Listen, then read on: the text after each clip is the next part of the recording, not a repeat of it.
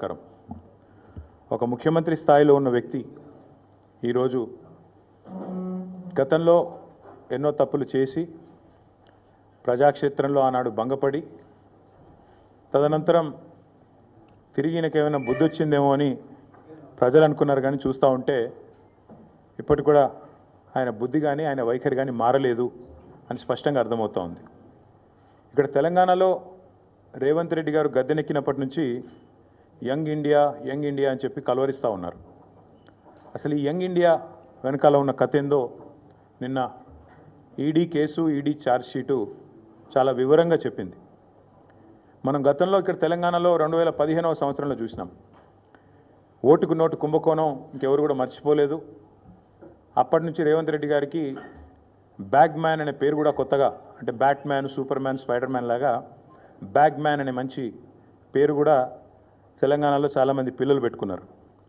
అదేమో ఓటుకు నోటు కుంభకోణం, ఇదేమో సీటుకు రూటు కుంభకోణం. ఇదేదో ఊరికే అనట్లేదు సీటుకు రూటు కుంభకోణం అని. స్పష్టంగా రేవంత్ రెడ్డి గారి గురించి నేను చెప్పడం కాదు, ఈరోజు మంత్రిగా ఉన్న కోమటిరెడ్డి వెంకటరెడ్డి గారే ఓపెన్గా బహిరంగంగా పత్రికా సమావేశంలోనే చెప్పినారు.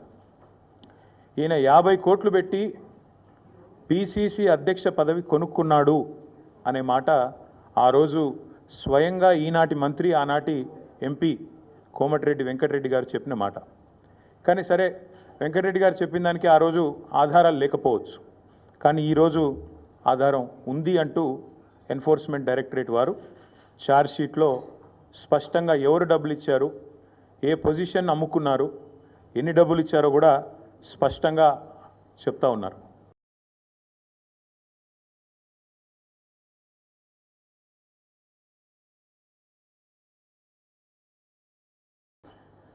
ముందేమో ఆనాడు పిసిసి కోసమేమో సూటుకు, ఆనాడు పిసిసి పదవి కోసం బ్రహ్మాండంగా ఆ రోజు డబ్బులు ఇచ్చి 50 కోట్లు ఇచ్చి తెచ్చుకున్నారని వాళ్ళ కాంగ్రెస్ నాయకులు చెప్పిన మాట.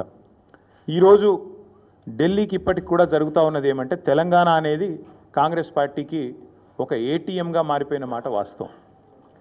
ఎప్పుడు డబ్బులు కావాలి అని కాంగ్రెస్ పార్టీ వాళ్ళు అనుకుంటే అప్పుడు పెద్ద ఎత్తున డబ్బులు అందిస్తూ తన పదవిని కాపాడుకుంటూ ఉన్నారు రేవంత్ రెడ్డి గారు.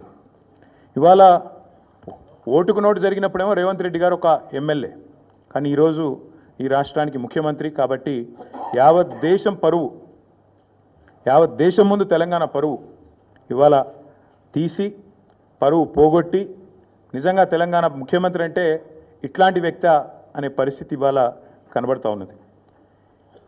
గతంలో యడ్యూరప్ప గారు కర్ణాటక ముఖ్యమంత్రిగా ఉన్నారు. ఇది నేను చెప్పేది 2020వ సంవత్సరానికి సంబంధించిన అంశం. ఇది కాంగ్రెస్ పార్టీ యొక్క స్టేట్మెంట్. ఆ రోజు కాంగ్రెస్ పార్టీ ఆనాడు యడ్యూరప్ప గారు ముఖ్యమంత్రిగా కర్ణాటకలో ఉన్నప్పుడు మరి హౌసింగ్ స్కామ్లో ఈయన పాత్ర ఉంది అని వార్తలు వస్తే ఆ రోజు అక్కడి కాంగ్రెస్ నాయకులు చేసిన డిమాండ్ ఏంది అంటే, మరి వెంటనే యడ్యూరప్ప గారు నిష్పక్షపాతంగా విచారణ జరగాలి అంటే రాజీనామా చేయాల్సిందే, ఇట్లాంటి వ్యక్తి ముఖ్యమంత్రిగా ఉంటే విచారణ ఎట్లా జరుగుతుంది అని చెప్పి ఆ రోజు అక్కడి కాంగ్రెస్ పార్టీ అధ్యక్షులు, ప్రదేశ్ కాంగ్రెస్ కమిటీ అధ్యక్షులు కర్ణాటకలో చేసిన డిమాండ్. చాలా వాళ్ళు చెప్పిన మాట. The Karnataka Congress on Thursday demanded that Karnataka Chief Minister B.S. Yediyurappa either resign or be sacked to ensure a fair investigation against him in 2019 corruption case. ఇది కర్ణాటక కాంగ్రెస్ మాట, నా మాట కాదు. ఒక విచారణ ఎదుర్కోవాల్సి వస్తే ముఖ్యమంత్రి గారు ఈదర్ ఈ షుడ్ రిజైన్ వాలంటరీలీ, స్వచ్ఛందంగా తప్పుకోవాలి, లేదా ఆయనను అర్జెంటుగా తొలగిస్తేనే నిష్పక్షపాతమైన ఎంక్వైరీ జరుగుతుంది అనే మాట వారు చెప్పిన మాట. ఇవాళ మేమంటుంది కూడా అదే. 4 కోట్ల ప్రజల ముందు ఇవాళ ఆ ప్రజలకు నాయకత్వం వహించే నాయకుడిగా అక్కడ కూర్చున్న వ్యక్తికి తప్పకుండా నిజాయితీ ఉంటే, నైతికత ఉంటే వెంటనే అయితే రేవంత్ రెడ్డి గారు స్వచ్ఛందంగా తప్పుకోవాలి, లేదా కాంగ్రెస్ పార్టీ పెద్దలు స్పందించి తప్పకుండా వెంటనే వారిని రాజీనామా చేయించి నిష్పక్షపాతంగా విచారణ జరగడానికి సహకరించాలని మేము కూడా డిమాండ్ చేస్తూ ఉన్నాం. రేవంత్ రెడ్డి గారు మాటల ముఖ్యమంత్రి కాదు, మూటల ముఖ్యమంత్రి అని మరొకసారి తేలిపోయింది దీంతో. ఎందుకంటే మూటలు మోసే పిసిసి అధ్యక్ష పదవి తెచ్చుకున్నారని వెంకటరెడ్డి గారు చెప్పారు. ఇప్పుడు మూటలు మోసే పదవి కాపాడుకుంటున్నారు అని దేశమంతా తెలుసు. అట్లాగే మూటలతోనే ఆనాడు పీసీసీ ఆఫీస్ బేరర్స్ దగ్గర కూడా డబ్బులు తీసుకొని మరి కాంగ్రెస్ పార్టీ ఒక పత్రికకు డబ్బులు అందించారని చెప్పి ఎన్ఫోర్స్మెంట్ డైరెక్టరేట్ కూడా చెప్తా ఉంది. ఇప్పుడు మాకు కూడా అర్థమవుతుంది, ముఖ్యమంత్రి గారు ఇవాళ విజయవంతంగా 44సారి ఢిల్లీ పోయారంట. 16-17 నెలల్లో 44సారి ఢిల్లీకి పోయి ఒక అరుదైన రికార్డు ముఖ్యమంత్రి గారు అయితే సృష్టించారో ఇప్పుడు మాకు అర్థమైంది ఎందుకు పోతున్నాడో ఢిల్లీ. చీకట్లో బీజేపీ పెద్దల కాళ్ళు పట్టుకోవడానికి, అయ్యా నా మీద కేసు లేకుండా చేయండి, నన్ను జైల్లో వేయకండి, ఎన్ఫోర్స్మెంట్ డైరెక్టరేట్ వాళ్ళతో ఒక మాట చెప్పండి అని చీకట్లో నిన్న రాత్రి పోయి అమిత్ షా గారి కాళ్ళు పట్టుకోవడం, బయటికి వచ్చి మాత్రం పెద్ద పెద్ద పోజులు కొట్టడం రేవంత్ రెడ్డి గారు మరి ఏం చేస్తున్నారో ప్రజలకు కూడా అర్థమై ఉండాలి. 44 సార్లు ఢిల్లీ ఎందుకు పోతున్నారో స్పష్టంగా అర్థమై ఉండాలి. ఒక్క ఇటుక పేర్చకుండా, ఒక్క కొత్త ప్రాజెక్టు కట్టకుండా, ఒక్క సంక్షేమ పథకం అమలు చేయకుండా, ఒక్క గ్యారంటీ ఇచ్చిన ఒక్క గ్యారంటీ అమలు చేయకుండా తెలంగాణలో 1,80,000 కోట్ల అప్పు, ఆ డబ్బులు ఎక్కడ పోతున్నాయో ఇప్పుడన్నా మరి తెలంగాణ ప్రజలకు అర్థమవుతుందని నేను అనుకుంటా ఉన్నా. గత సంవత్సరంన్నర కాలంగా తెలంగాణ ప్రజల సంపదను దోచి తెలంగాణను ఏటీఎంగా మార్చి ఢిల్లీ బాసులకు దోచిపెట్టడానికే, అటు ఢిల్లీ బాసులు అంటే ఇద్దరున్నారు పాపం బాసులు, ఆయన బాధ వర్ణనాతీతం. ఒక బాస్ ఏమో అఫీషియల్ బాస్ రాహుల్ గాంధీ గారు, ఇంకొక బాస్ ఏమో అన్అఫీషియల్ బాస్ మోడీ గారు, అమిత్ షా గారు. కాబట్టి అటు ఇటు ఇద్దరిని ప్రసన్నం చేసుకోవడానికి 44 సార్లు ఎక్కే విమానం దిగే విమానం అన్నట్టుగా రేవంత్ రెడ్డి గారి వ్యవహారం నడుస్తూ ఉంది. 7.5 కాలంగా రేవంత్ రెడ్డి గారు చేసిన పనులు 3. 1 బీఆర్ఎస్ పై నిందలు, 2 బిల్డర్లతో కాంట్రాక్టర్లతో దందాలు, 3 ఢిల్లీ బాసులకు 1000 కోట్ల చందాలు. మాకు బీఆర్ఎస్ మీదనేమో నిందలు, బిల్డర్లు కాంట్రాక్టర్లతో దందాలు, ఢిల్లీ బాసులకేమో 1000 కోట్ల చందాలు. ఇది నిజంగా సిగ్గుచేటు. ఒక ముఖ్యమంత్రిగా ఆనాడు ఎమ్మెల్యేగా అబాస్పాలైన రేవంత్ రెడ్డి గారికి బుద్ధి వచ్చిందేమో అనుకున్నాం. కానీ కుక్కతోక వంకర అన్నట్టు ఇప్పటికీ అవే అపసవ్యపు పనులు, ఇప్పటికీ అవే అపసవ్యపు కార్యక్రమాలు చేస్తూ తెలంగాణ రాష్ట్ర పరువు జాతీయ స్థాయిలో తీసినందుకు వారిని వెంటనే తొలగించాలని చెప్పి మేము డిమాండ్ చేస్తూ ఉన్నాం. రాహుల్ గాంధీ గారు అన్ని విషయాల్లో మాట్లాడతారు, ప్రతి విషయంలో మాట్లాడతారు. పాకిస్తాన్ గురించి మాట్లాడతారు, బంగ్లాదేశ్ గురించి మాట్లాడతారు, ఇంకేదో మాట్లాడతారు. మరి నేషనల్ హెరాల్డ్ కేసులో మీ ముఖ్యమంత్రి గారిని ఛార్జ్ షీట్లో చేరిస్తే why is Rahul Gandhi not responding? Why is he not talking? Why is Mr. Rahul Gandhi silent on this issue? Please respond. One of your chief ministers along with you has been named in the charge sheet. You are accused 1 and accused 2, and your CM, your chief minister of Telangana, and also the deputy chief minister of Karnataka have been named as people who facilitated money transactions into National Herald and Young India account. ఖచ్చితంగా అడుగుతున్నాం, రేవంత్ రెడ్డి గారు ఎందుకు మౌనంగా ఉన్నారు? మాకు అనుమానం ఎప్పుడు వచ్చిందంటే ఈయన జపాన్ పర్యటన అని చెప్పి ఇక్కడికి వెళ్ళి తప్పించుకపోయినప్పుడే అనుమానం వచ్చింది మాకు. ఆ రోజు జపాన్ అని చెప్పి జపాన్లో ఎవరో ఈయన పిలిచినట్టు ఉరికిండు.